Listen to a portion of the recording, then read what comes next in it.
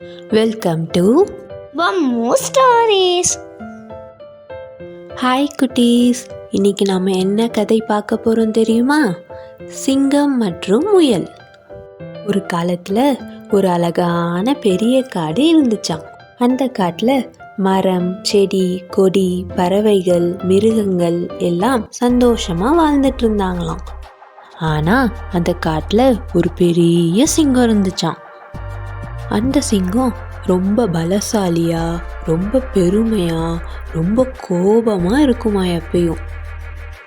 அது தினமும் என்ன பண்ணும் தெரியுமா? நான் தான் இந்த காட்டுக்கு ராஜான்னு சொல்லிக்கிட்டு அங்கே இருக்க மிருகங்களை எல்லாம் வேட்டையாடுமா. இதனாலேயே அங்கே இருக்க மிருகங்கள் எல்லாம் சிங்கத்தை பார்த்து பயந்துக்கிட்டே வாழ்ந்துட்டு வந்தாங்களாம். ஒரு நாள் எல்லா மிருகங்களும் ஒரே இடத்துல கூடினாங்க. மிருகங்கள் பயம் கலந்த குரல்ல, இந்த சிங்கம் இப்படியே இருந்தா நம்மளால வாழவே முடியாது, நம்மை காப்பாத்த யாராவது இருக்காங்களா? அப்போ அங்க ஒரு சின்ன முயல் மெதுவா முன்னாடி வந்துச்சு. அந்த முயல், நான் சிங்கத்தை யுக்தியால தடுக்க போறேன்னு துணிச்சலா சொல்லிச்சான். மற்ற மிருகங்கள் எல்லாம் ஆச்சரியமா பார்த்தாங்களாம். எல்லா மிருகங்களும் அந்த முயலுக்கிட்ட கேட்டாங்களாம், நீ சின்ன முயல், அந்த பெரிய சிங்கத்தை எப்படி தடுக்க போற? முயல் சிரிச்சுக்கிட்டே, பலம் மட்டும் போதாது, அறிவு இருந்தா போதும்னு சொல்லிச்சான். அடுத்த நாள் சிங்கம் வழக்கம் போல வேட்டைக்கு வந்துச்சான். அப்போ முயல் மெதுவா சிங்கம் முன்னாடி போய் நின்னுச்சு. உடனே சிங்கம் கோபமா முயலை பார்த்து கேட்டுச்சான், ஏய், நீ யாரு? என்னோட உணவா வரப்போறியா?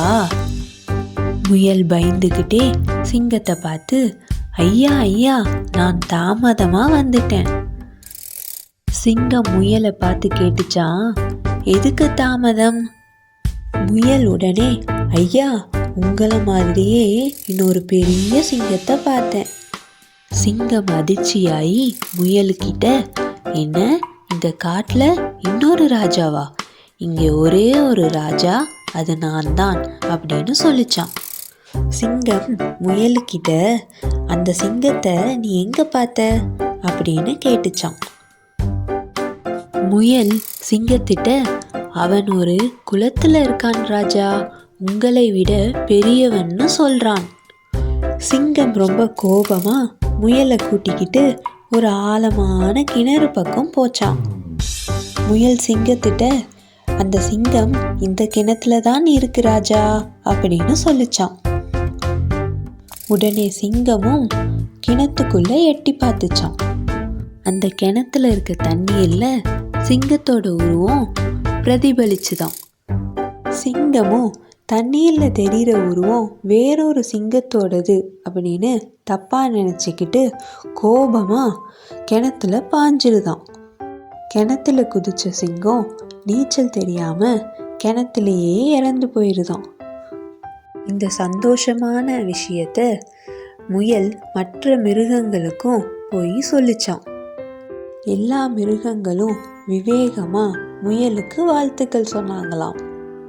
குட்டீஸ், இந்த கதையிலேருந்து நம்ம என்ன கற்றுக்கிட்டோம்? பலம் இருந்தா மட்டும் போதாது, அறிவும் இருந்தாதான் வெற்றி பெற முடியும். பெருமை நம்மை வீழ்த்தும், விவேகம் நம்மை காப்பாற்றும். குட்டீஸ், இந்த கதை உங்களுக்கு பிடிச்சிருந்துச்சுன்னா லைக் பண்ணுங்க, ஷேர் பண்ணுங்க, சப்ஸ்கிரைப் பண்ண மறந்துடாதீங்க. மீண்டும் ஒரு அழகான கதையோடு சந்திப்போம். Bye, cuties.